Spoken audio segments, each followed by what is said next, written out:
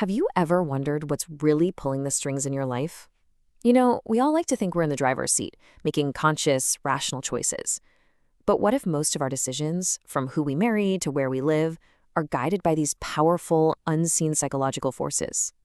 Well, today we're going to pull back that curtain and take a look at the hidden architecture of your mind.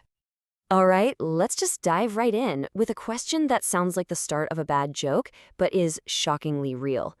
Why are there so many dentists named Dennis? Seriously. And why do people named George seem to be disproportionately drawn to studying geology? It's not a coincidence, I promise you.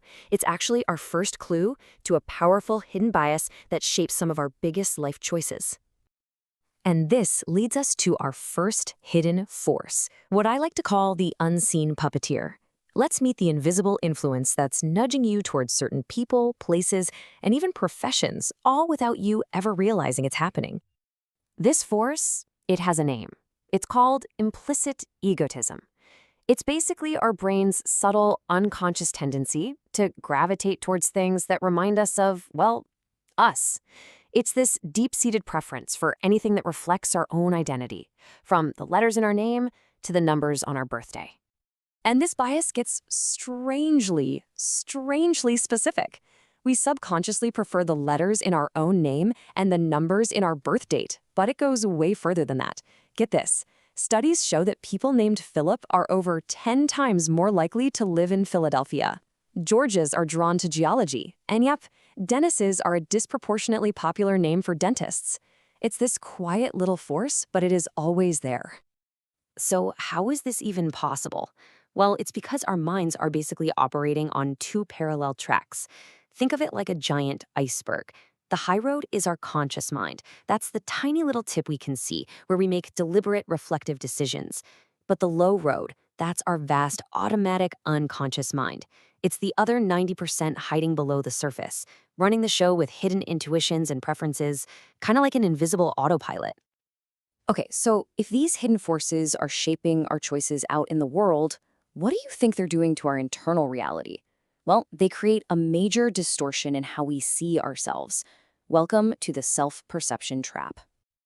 Quick gut check for you. On a scale of 1 to 100, how good of a driver are you? If you're like most people, you probably rated yourself well above average.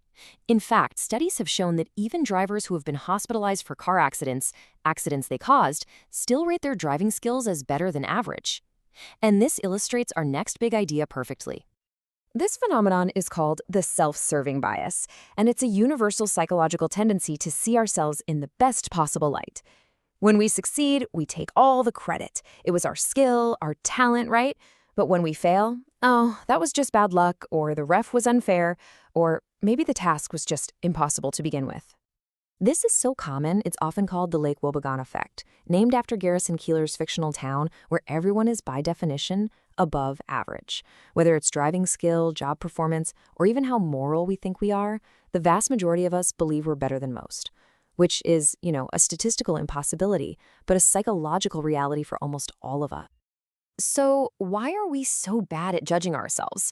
Well, one major reason is something called the Dunning-Kruger effect. It's this strange paradox where the exact skills you need to be good at something are the very same skills you need to recognize how good you are at it. So people with the lowest ability at a task are often the most likely to wildly overestimate their skill. To put it bluntly, some people are just too incompetent to even see their own incompetence. And here's the final twist. After hearing about all these biases, do you think you're less biased than the average person? If you said yes, well, you just fell for another one. It's called the bias blind spot. It's our tendency to see biases in everyone else, but believe that we ourselves are perfectly objective and immune. Even knowing that biases exist doesn't make us immune to them. Now, these internal biases, they're powerful enough on their own, but what happens when we bring them into a group? Let's explore what happens when minds meet. So when we get together with people who already agree with us, we don't just reinforce our beliefs, we actually make them more extreme. This is called group polarization. A conversation among people who lean just slightly in one direction almost always ends with the entire group taking a much stronger, more polarized stance. You can practically see it happening right here. Before a discussion, you might have a group of individuals who share some mild opinions, but after they talk, reinforcing each other's ideas and filtering out any disagreement, you end up with a united group whose views have hardened and shifted to the extreme. It is the echo chamber in action.